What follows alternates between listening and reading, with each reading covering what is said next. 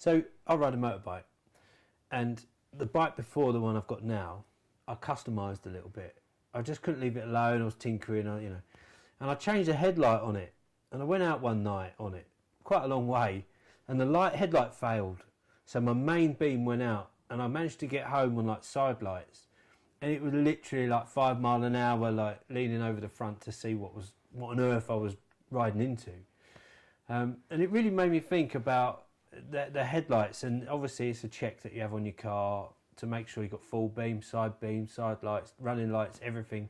So not only can you be seen, but you can see where you're going. Yeah. And I think we've shared that experience when we're in men's groups and the company of other blokes in our lives, that not only are you helping light the way a bit for them, but they're helping you. And that's essential, isn't it? Yeah. And I think if we can get these issues that we're facing out into the light, then they're no longer in the dark. That's interesting. And the enemy's got no hold over you. Yeah. So it doesn't matter what it is. It doesn't matter what somebody has done, or they're hiding, or they're into. Let's get it out in the light. And I don't think any of us are going to be shocked, because we've been around a bit. Yeah, seen a bit of life. We've seen a bit of life, and nothing ever surprises me.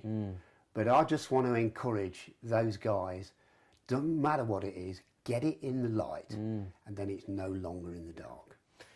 That's really important, mate, actually, and we hadn't sort of briefed on talking about that, but that's really key, isn't it?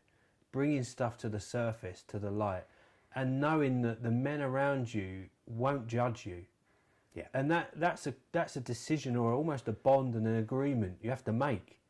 These guys, let's not judge each other. Let's have a safe space.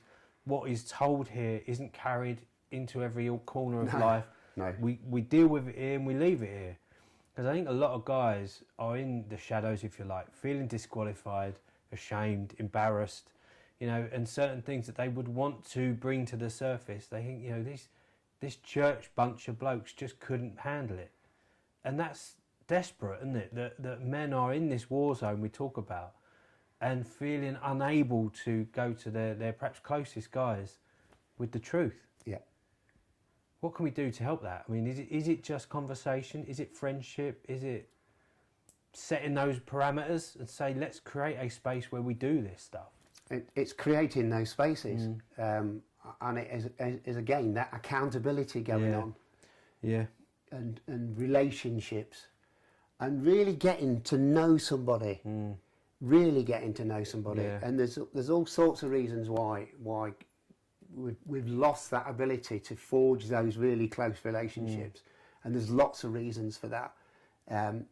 So we've got to create those environments, and set the ground rules, as you say. Yeah. What's said in here stays in here, unless of course there's immediate safeguarding risks or whatever. You've got to have those caveats in place. Yeah. But let's get it out there. Yeah, that's good. And maybe it needs a firelighter. It needs someone to go first. Yeah. It needs a bloke who says, what, this is important. I'm going to get fellas round a fire this week. I'm going to just say, right, here it is. Here's the truth.